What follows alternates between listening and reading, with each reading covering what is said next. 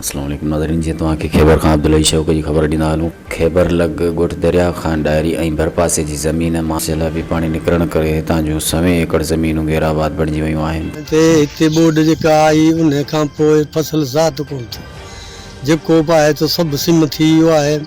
महिरबानी खपे हुकूमत जी त असांखे हिकिड़ो सिम नालो कढी ॾियनि त वॾी महिरबानी।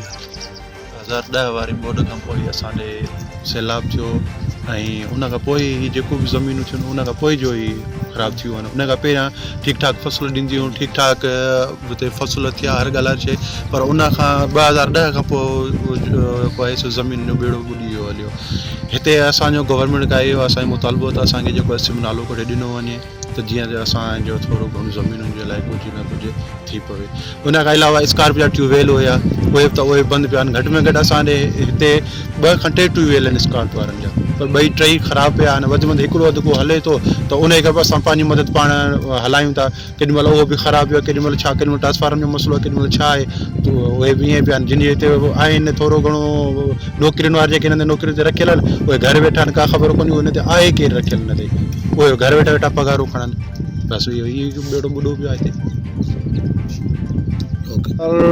खां जेको बरसाति आई हुई उन खां पोइ सभु बंजर पियूं सिम कलर।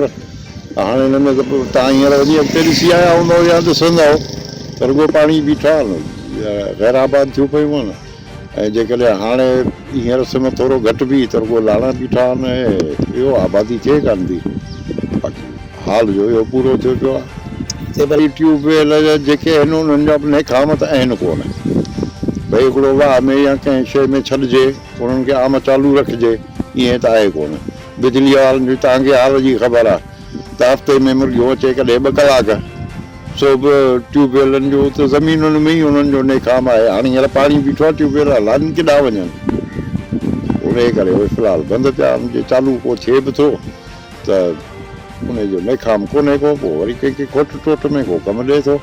किथां को सिम नालो हुजे पाणीअ जो नेकाम को, किथां को ट्यूबवेल या जीअं ॿिए पासे MP MN जिन जूं ज़मीनूं आहिनि उन्हनि पंहिंजा सिम नाला गवर्नमेंट जे ख़र्च ते घोटाए उते पंहिंजा हिकिड़ा ट्यूबवेल हणाराए छॾिया अथनि जेके शाखुनि में वाहन में पाणी उछलीनि पिया।